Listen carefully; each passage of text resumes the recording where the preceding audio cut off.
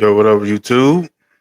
It's Jay Reacts back with another reaction. But this a new channel, but it's kind of an old channel. It's not. I mean, I won't say it's old, but I started I think about 8 9 months ago, maybe a year ago. I haven't really put a lot of content on here. I just been, because I got another channel just dealing with straight up sports. But I wanted to separate the two channels, and I wanted to, have another channel of about social stuff and you know, just my different opinion on politics and you know everyday things going on with reacting to certain videos and shit. But I want to give a shout out to FBAs out there. Yeah, I'm B1 first, so a lot of what I react to or talk about is going to be, it's going to be on that lineage and the things that's going on, in today's time. Specifically, right now, what happened with Charlie Kirk some weeks ago, and him being assassinated. Well, I won't say assassinated. I would say he was took out because he wasn't no political figure that was, made some changes in the political realm. He was just what I was told or what I've seen. He was just a podcaster with a racist ass opinion. But I've just been looking at a lot of different cases that's been going on after that, and in the YT community, and cases that went on before then that they just shrug their shoulders at and don't even really talk about. But ever since this Charlie Kirk thing that went down, you know, they can't really point the finger at FBAs and how they want to paint us as natural born killers when as I'm looking at it and seeing they the natural born killers. But it was a book, you know, I won't say I'm an avid book reader, but I do read books, articles and stuff like that. I do, whatever, you know. But it's a book called The Iceman Heritage by I mean my bad, The Iceman Inheritance uh by Michael Bradley. And if y'all don't know, if you know, you got John Henry Clark, you know, he has something to do, with his information he had and what his thoughts was put into this book also. But we know, black scholars like John Henry Clark, Adam Van Zerderman, and it's a host of others. Chancellor L. Williams, uh, Shank Auntie Diop. You know, I've read some of their books, but I had this book, The Iceman Inheritance by Michael Bradley, and it's been on my mind. I've read through it, skimmed through it, but I haven't. I had it for about a year or two or so. I haven't like just read the whole book yet, but I've skimmed through, read a few chapters here and there. But I said, with everything was going on, I said I want to read this book, and I wanted to read it online. I wanted to read it. I figured I'd go a few chapters at a time, and what I'm saying, have some recourse about it, have a little, you know, some discussions off of some of the things that might be said in here. So, being as that, saying that, I kind of want to get my channel a little bit moving, put some more content on this channel as I've done on my other channel. It's a lot of social things going on right now. You know what I'm saying? It's crazy. So I said I would kind of start doing something like this, far as this, like reading a book or whatever, and just reacting to certain videos, certain things that's going on. So this particular video, I just want to read some of this book, and I'll come back like wherever chapter I might stop at, we come back and continue in another video with the next chapter until we finish the book. Because I think this book right here can have good insight on, you know, what's really going on in the white tea community, which they want to hide, you know. But the Iceman inheritance, prehistoric sources of Western man's racism, sexism, and aggression. I'm just gonna start with the introduction. So y'all forgive me. Get some words in here, we work on pronouncing them correctly. But I'm gonna go ahead and start reading the introduction of this book. It's by Michael Bradley, The Iceman Inheritance. And let's see. Introduction. In his book, The Iceman Inheritance, the Canadian writer Michael Bradley has made the most glaring admission about the Europeans' attempt to dominate the world through racism. There are a large number of books on this subject, but the writers tend to hedge on the subject of inferring that in spite of the atrocities and the racism brought to this world by the Caucasian race, they have given the world some order. I'm sorry. They have given the world some order, some technology, and arts and letters of lasting benefit. What the authors of those books do not take into consideration is that, in spite of the contributions that benefit the world, Europeans, in their attempt at world domination, created a disastrous climate for the world's people. Caucasians, in general, have an inferiority complex about their world's position. If they were secure within their alleged superiority, they would not have to shout it out to the world so often and so loudly. Right.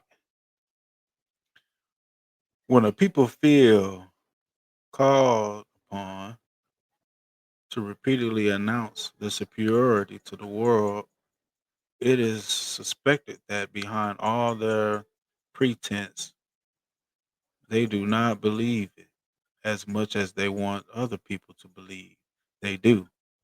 In contrast, if the same people believed in the inferiority of the rest of the world, its people and its culture, they would not spend so much time trying to prove their point. Right, that's facts.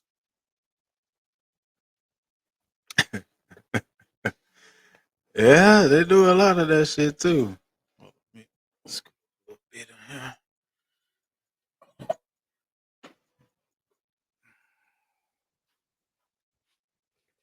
That's my spot. Okay,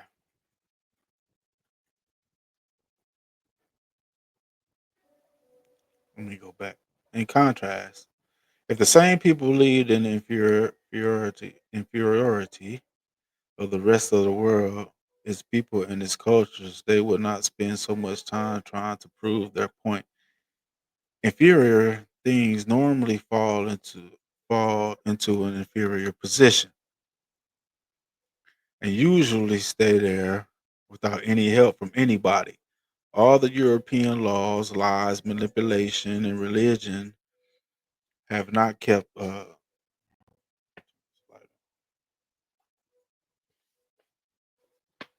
Yeah, that's a little bit better. Let's turn that damn light on. Okay. Inferior things normally fall into inferior position and usually stay there without any help from anybody. All the European laws, lies, manipulation, or religion have not kept most of the non-European world in an inferior position. The European would have assigned it to. Throughout their history, which is short in comparison to the history of other peoples, especially the Africans and the Asians. They have been astute record keepers when it's when it suited their purpose. They have also been astute record changers. As a result, the Europeans have caused us to read the history of the world in their favor.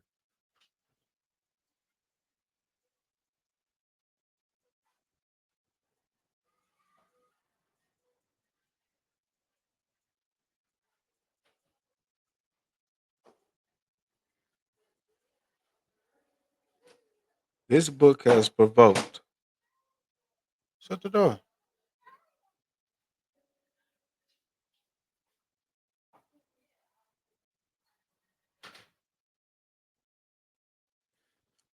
This book has provoked some non-Europeans into taking a new view of the world history in order to understand how European people related to non-Europeans throughout history.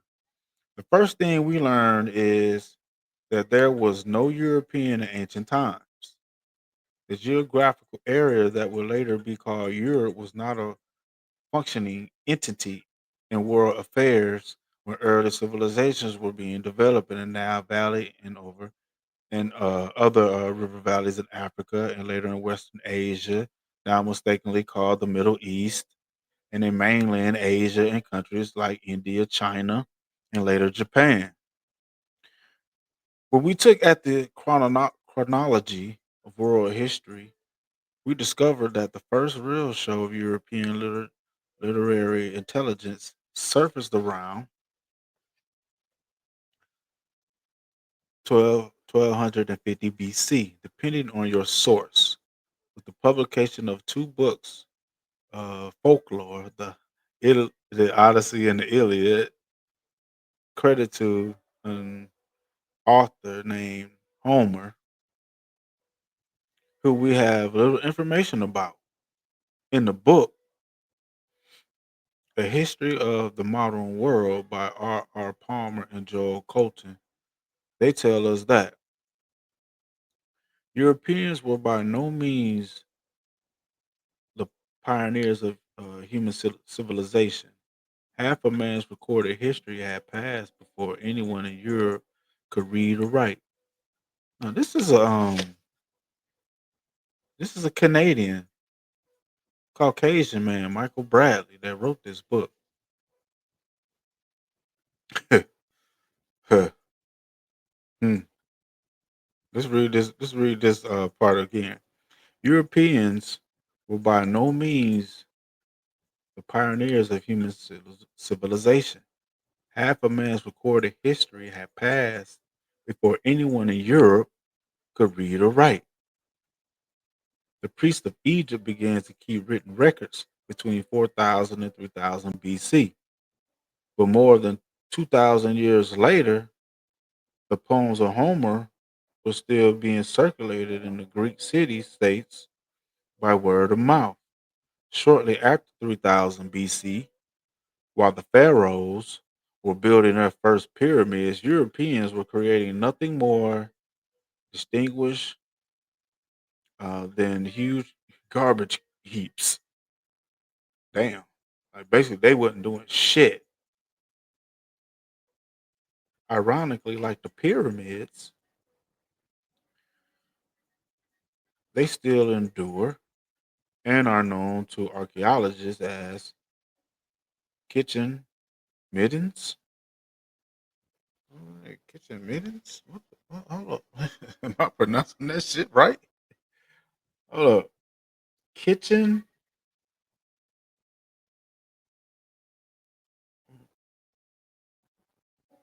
kitchen middens.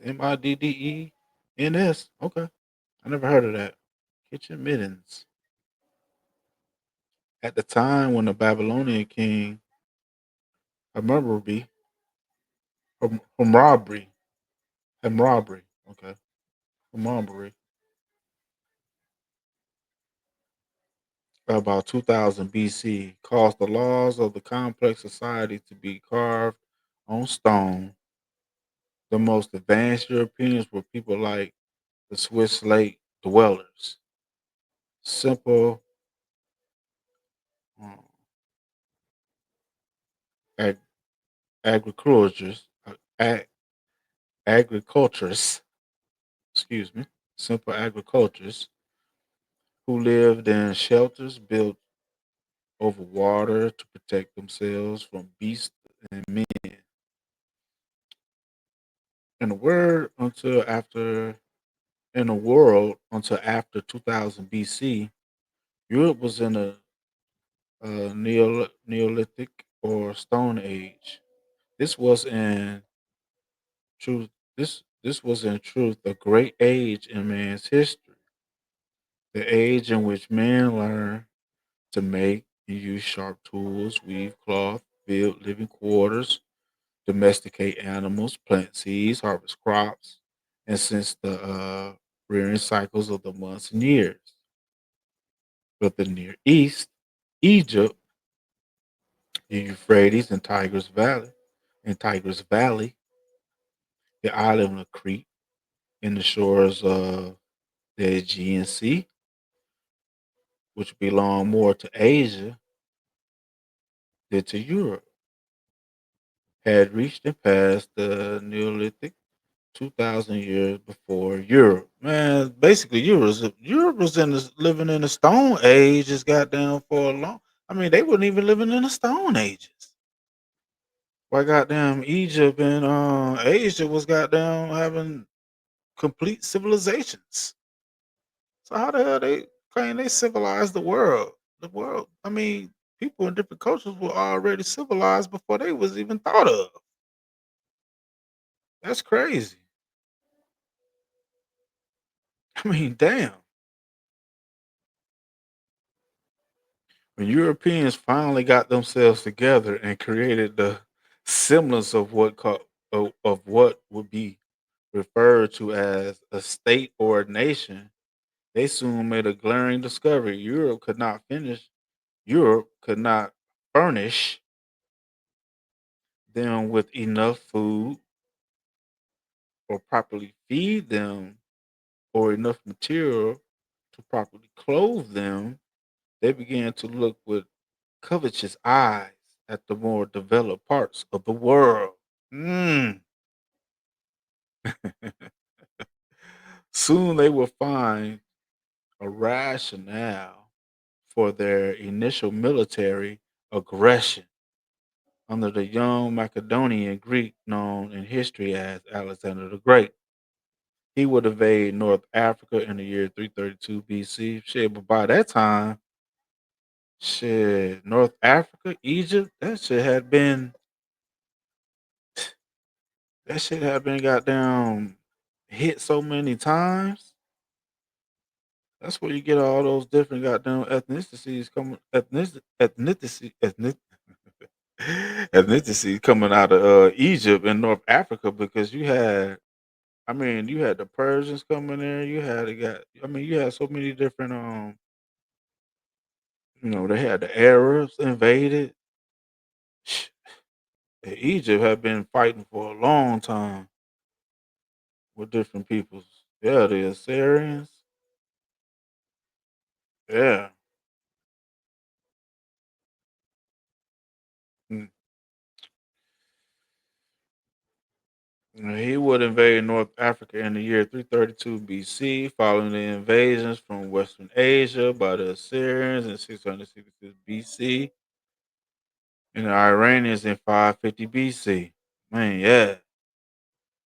These invaders and their ruthless administrations would cause the Africans of North Africa and the Nile Valley to cry out in effect on God. If you cannot send us a liberator, send us a conqueror who will show some mercy.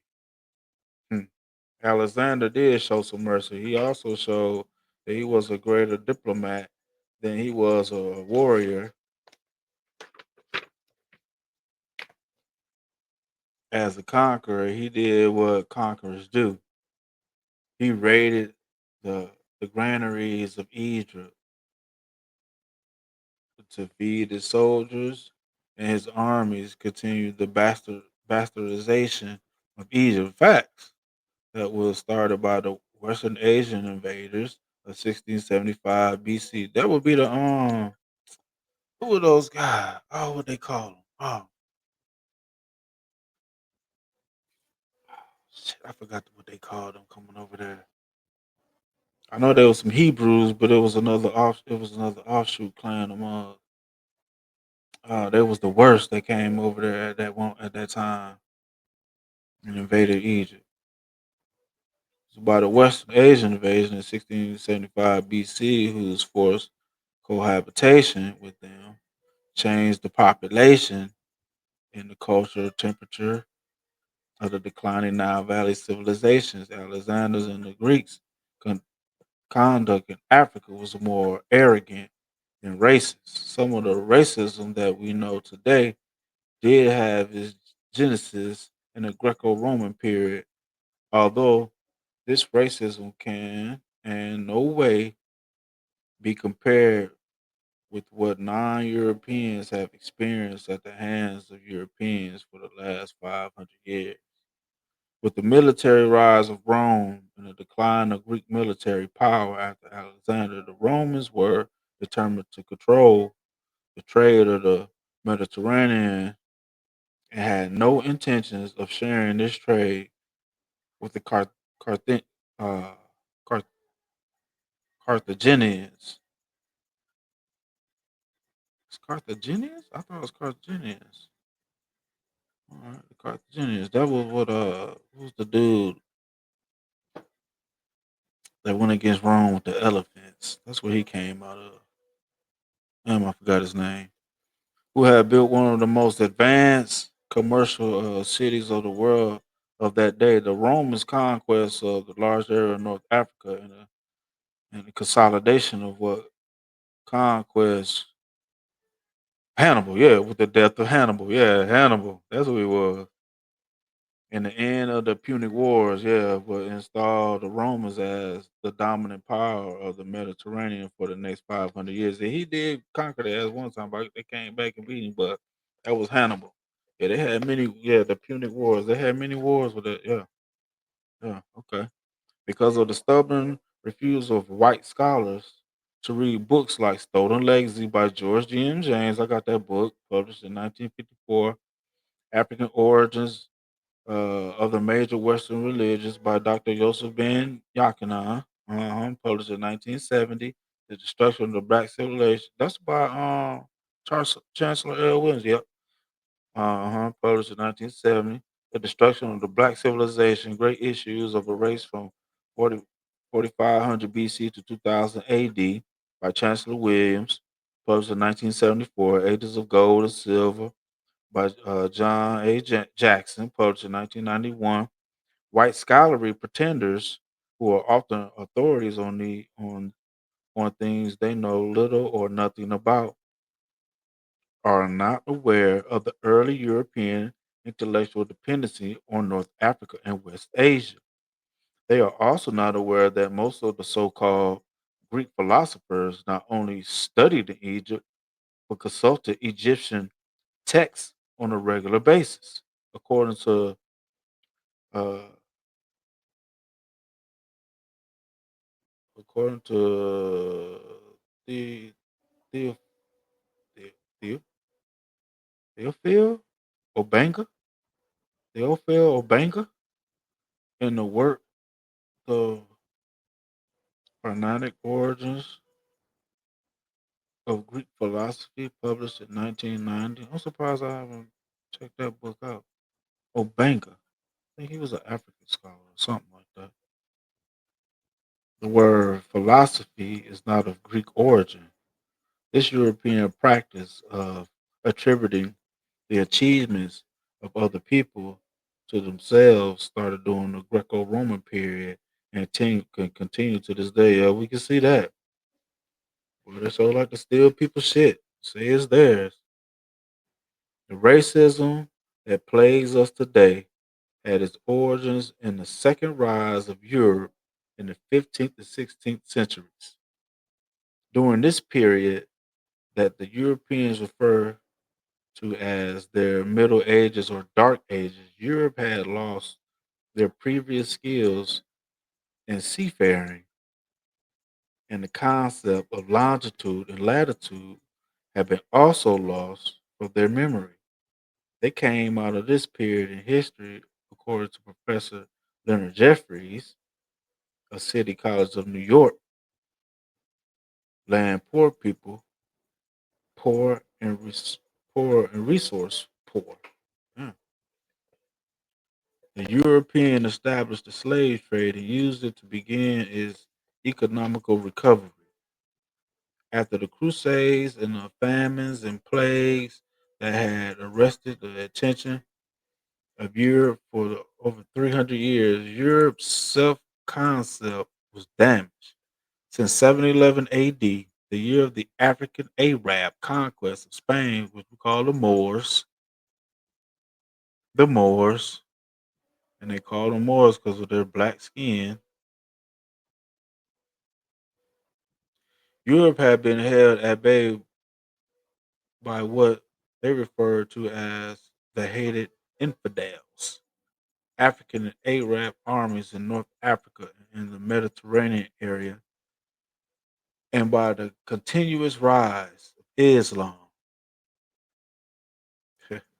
Europe began to break out of its bond in the 1400s with the port assault on the city of Crete in Morocco in 1415, and again in 1455 when they settled when settling an argument between Portugal and Spain. The Pope authorized Portugal and Spain to reduce the servitude of infidel people. Most of the most of the declared infidels were Africans and Asians. This was the official rationale for the Atlantic slave trade. During this period, Europeans not only began to colonize most of the world, they also colonized information about the world. They colonized the Bible, they colonized all contemporary images that non-European people held of themselves. The most effective of all of these colonized images was the colonization of the image of God through missionaries, adventurers, uh, freebooters, and slave traders. They began to propagate the concept that God favored them over other people.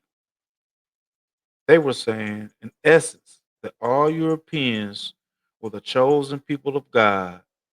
Often in their teaching about God, they ran into a contradiction. They thought of a God who was king and loved mankind, who was no respecter, who was no respecter of kith or kin. Kith or kin? I never heard of that word kith.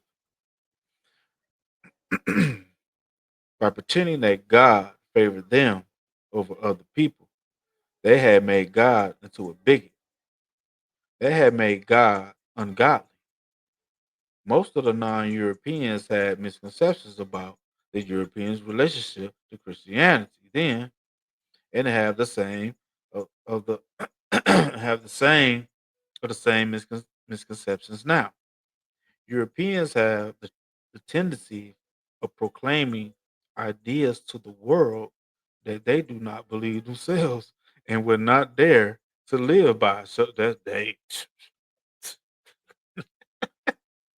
get gracious. It's prophecy in this book, ain't it? The war on non-European cultures that had been going on, but were going on before the emergence of Europe, now continued, mainly under European control. The Europeans were now telling their victims that the world waited in darkness for them to bring the light.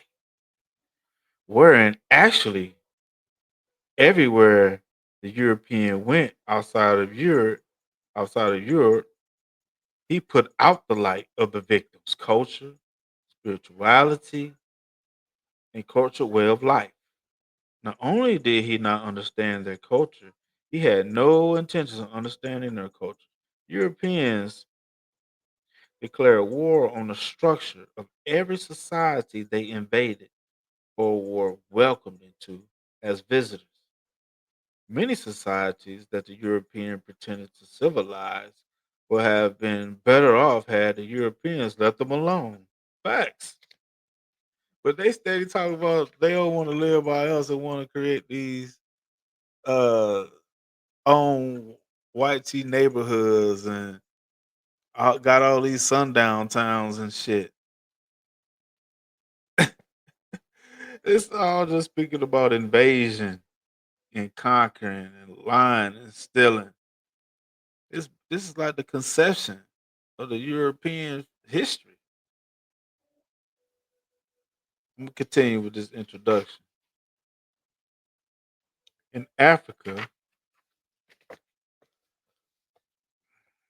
the Pacific Islands, and in large areas of mainland Asia, people have built safe and spirituality and endowed societies before the first European who were sure lived in a house that had a window. Good gracious. Man, they ain't so far behind. They new booties on this planet. They new booties, but they just walking around acting like they was from the beginning, man. Oh, this shit is a big lie, bro. It's a big lie. God damn.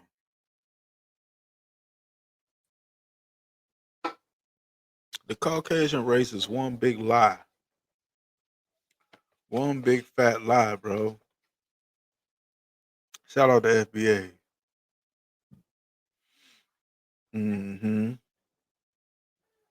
In large areas of Africa, a cluster of civilizations were built without an organized jail system or a word in their language which meant jail because there was no need in their society for one, meaning they was, you probably had some people that might have acted up, but not to the point to where they was just they needed the jail to lock uncontrollable motherfuckers up. But you see, when you coming from a damn uh a area where it's so cold and there's no vegetation, you can't properly farm. They weren't no agrarian culture in Europe. The soil wasn't even goddamn properly ready to, you know, plant. There wasn't no their seasons fucking cold. Dang man. Oh, boy, the truth, some real shit need to be talked about. This Caucasian culture. Back down where they come from, what they done.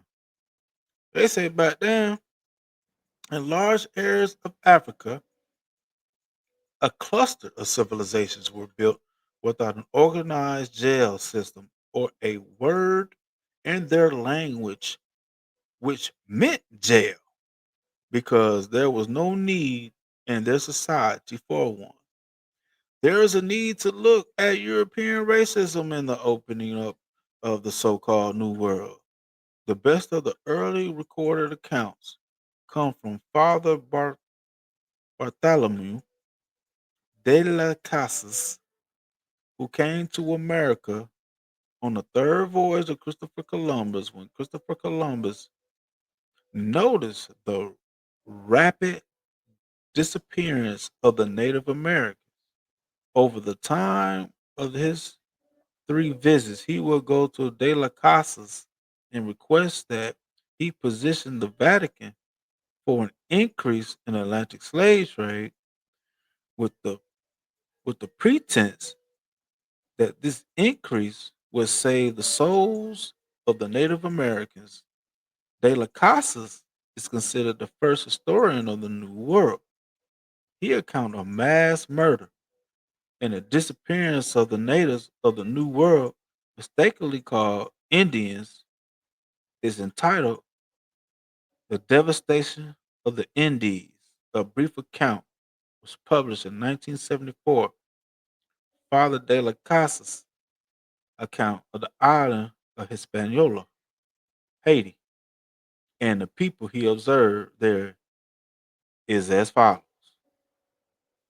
Okay, I think I'm gonna read like 30 to 40 minutes every time I do this. So we're gonna start right there in the introduction of that. We're gonna come back, you know, and we're just gonna take this little by little, read little by little. We're gonna come back right here on that. All right.